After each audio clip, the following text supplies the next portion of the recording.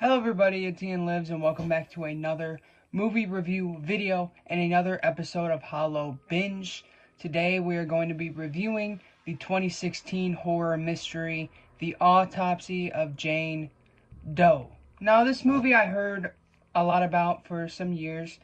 A couple years ago it started blowing up on TikTok. I was seeing clips of it, people calling it the scariest movie of all time. It was getting that treatment. And it even made Shudder's like top 100 scariest moments of all time. It was in there. So this movie had a lot of buzz, a lot of hype around it, and I heard a lot about it. The only thing I knew about it was that it was produced by IFC, which I'm a huge fan of them. They've made some of my favorite modern horror movies.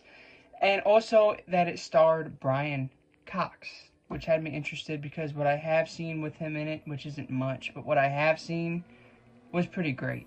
So, going into it, my expectations were pretty middle. The scariest movie of all time doesn't hype me, it makes me more nervous than anything. And also, I had an inkling that this was like a spirit, ghost, demon possession type movie, and I hate movies like that. I hate that horror subgenre, it's probably my least favorite one. Kicking it off with the plot, the movie opens up and it shows you this whole family that is, they're all dead.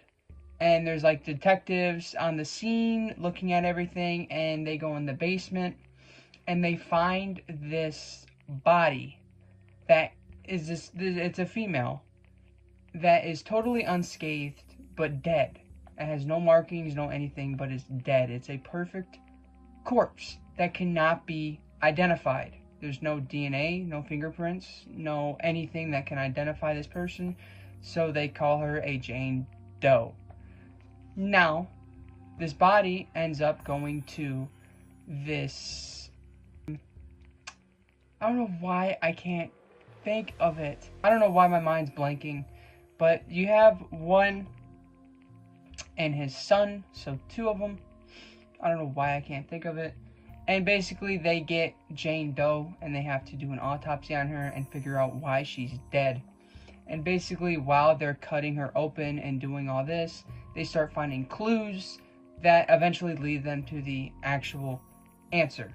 So starting off with my pros, probably my favorite thing about this movie that unfortunately doesn't fully go long, but the overall concept and premise is pretty incredible, I think. Pretty much, The Autopsy of Jane Doe is a murder mystery story, but it's told through an autopsy. I think that's just brilliant. I'm surprised that a movie hasn't done that before, and it's a cool, interesting perspective. Because you're with the mortician. Is that what they're called? What the hell are they called? I liked how isolated this movie felt. One location, this place where they do the autopsies. Again, don't know why I can't think of what anything is called right now. It's late, okay, and I'm tired. I like one location horror movies. I think they're very effective, and also you can do a lot with those if you have a low budget.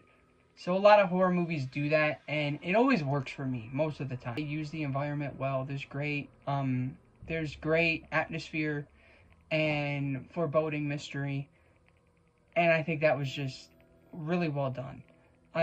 Something that added on to the actual scenery that made the set piece so well was the cinematography and how they use the cinematography to show different parts of this place.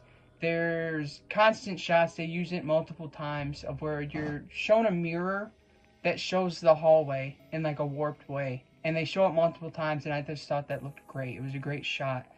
And a lot of the cinematography is very slow, panning. There's some no-cut shots in here that are really effective.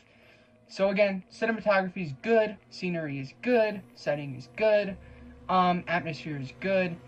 And also, another pro, this movie kicks off incredibly. I would say like the first 30-45 minutes are just damn near perfect. I thought it was great. As I said in my escape room review, I love a good puzzle. I love piecing stuff together. I love stuff like that. This movie is also one that kind of does that, because they're finding these clues and these different weird, odd things inside her body that they start to try to piece together. And it was very interesting and intriguing and engaging, and again, a unique spin on the horror genre that I've never seen before, especially like a murder mystery movie being told through an autopsy. Again, I just can't get over how smart and brilliant that concept is. But unfortunately, I don't think there's any more pros to be had. I thought the concept was good, and I also liked the mystery and how it was building and how it was being told.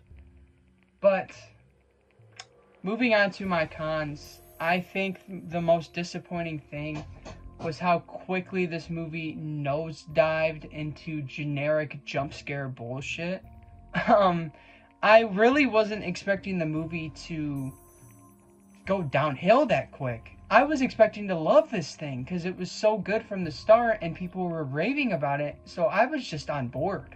And I was like, okay, this movie's fantastic. And then it just, out of nowhere, they start sprinkling in these stupid, unnecessary, spliced in generic jump scares that look horrible. There's one that's like it's like this ghost creature through a door window that just looks like a video game animation. It's just unfortunate that they spliced in that trash.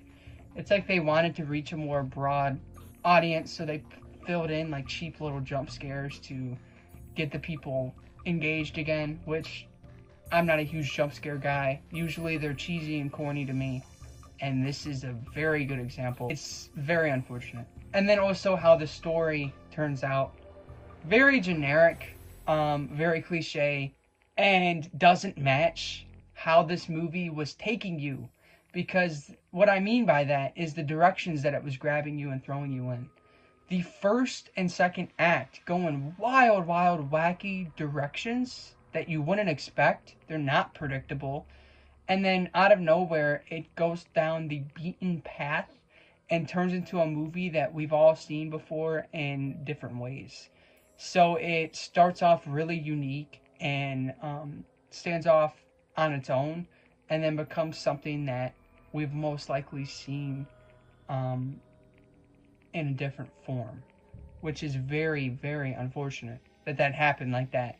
And another con, again, I guess this kind of ties into the genericness of the story, but the actual answer to the big mystery was just, it was bad. It wasn't a good, satisfying answer to me.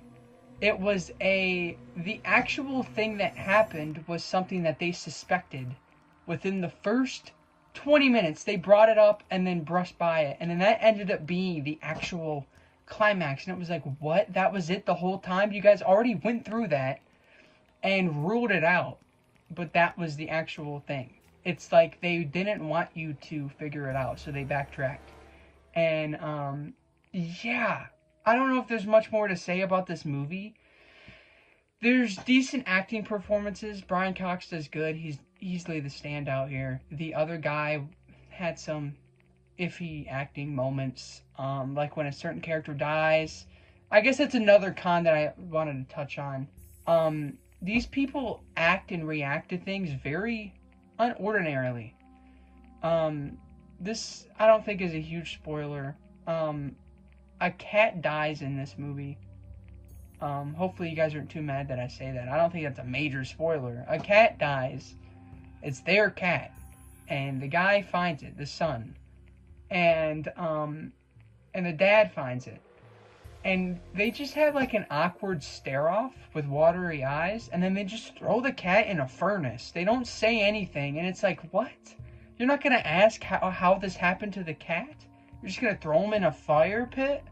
It didn't make sense to me. And then there was another moment where, again, a character dies, and the son reacts to it in a very tragic way, and then very quickly he's like all pumped up, ready to go, and it didn't feel complete. The character script work did not feel complete. Maybe if this movie was touched on a little more. And honestly, if I was in charge, I would have changed and rewrote the whole final act. I would have rewrote the whole final act. I would have made the movie feel more structured, maybe give it some more length, because it's only like an hour and 20 minutes. And you would have had a very damn good murder mystery movie, horror movie, with a very cool spin on it, where you're in the perspective of an autopsy. But unfortunately, it picks up. The movie instantly starts flying. It goes steadily, and then it just nosedives. I'm giving the autopsy of Jane Doe like a 3 out of 5. It's okay, which is sad because again, it starts off so promising to where I was like, I'm giving this a 4.5. This is gonna be amazing, and then it just became your boring old same story, and it's very, very unfortunate. If you guys enjoyed the review, please subscribe and turn on the bell. Follow my Instagram at @IanLives_, and follow my Letterboxd at wehateian. I hope you enjoyed the video. Let me know your thoughts on the autopsy of Jane Doe down below. I absolutely love you guys. Peace.